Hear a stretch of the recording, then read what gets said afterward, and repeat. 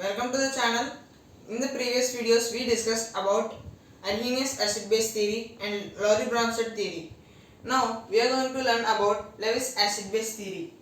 In this, he defined acid as electron pair acceptor and base as electron pair donor, which means in some compounds we observe lone pairs are present even after the bonding. In such cases, the lone pair present in the compound is donated to other compounds, which we mean as dative bond.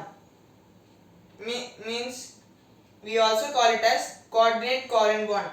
Means the covalent bond in which lone pair of electron is donated to other compound.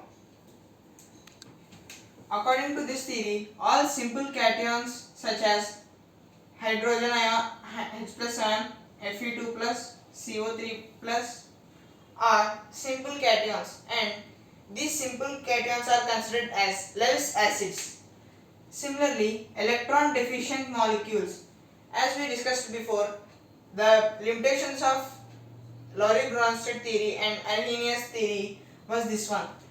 They didn't explain the acidic nature of electron deficient molecules. The compounds with vacant d orbital in which central atom expand octet, which means in a certain compounds the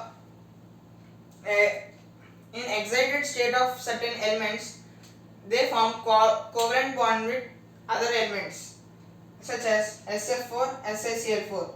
In such cases, d orbital is vacant.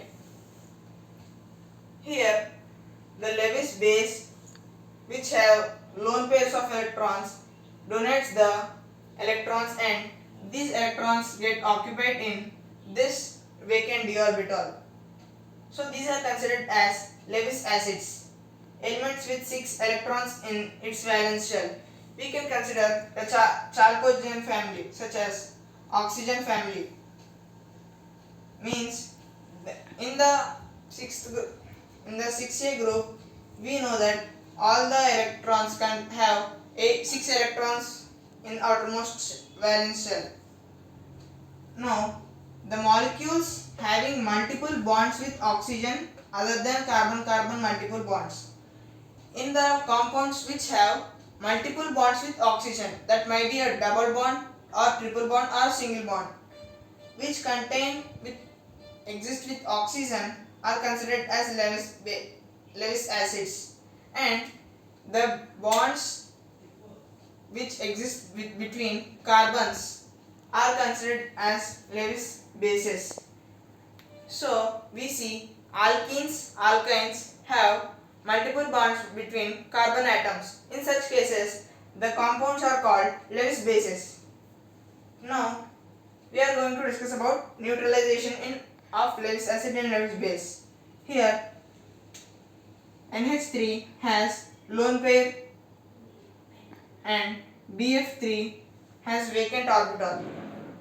The lone pair present in NH3 is given to vacant orbital of BF3.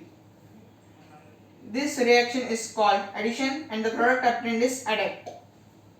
Here we observe the shape, the hybridization of NH3 is sp3 and the shape is pyramidal. When the lone pair is donated to BF3, the shape of NH3 is tetrahedral and the hybridization remains same. Whereas for boron trifluoride, the hybridization is sp2, and when it gets the lone pair from NH3, it has sp3 hybridization. Similarly, the shape of generally the shape of boron trifluoride is trigonal planar, and as it gets electrons from NH3, it becomes tetrahedral. By this, we can define the neutralization of Lewis acid and base as donation of electron pair by Lewis base to Lewis acid. Here we say that all Lewis bases are not Bronsted bases, because if a substance donates electron pair, it's not confirmed that it should accept a proton. Similarly, if we need to accept a proton, we should lose to one electron. So we consider all Bronsted bases as Lewis bases. Now all Lewis acids are not Bronsted acids, all Bronsted acids are not Lewis acids, because if we should donate a proton, it is not confirmed that we should have to get 2 electrons from the compound. And similarly, if we should have get electrons, it's not confirmed that we should get a proton from the compound or lose the proton. Now coming to limitations of this theory, HCl, H2SO4 do not form day2 bonds with NOH and KOH, which means we observe the reaction between HCl strong between this HCl, H2SO4 and NOH, KOH as ionic bond formation, as the H plus ion, the OH minus ion together form water, and the chloride ion combines with sodium and form sodium chloride, whereas in the case of sulfuric acid, the sulfate combines with sodium and form sodium sulfate. So the sodium sulfate and sodium chloride are ionic bonds, but here they are explained as day2 bonds. So this theory explained ionic bond formation as day2 bond formation. So it is a limitation. The reaction in this theory are very slow reactions, but neutralization reactions occur very fast. Acid-base strengths were unexplained.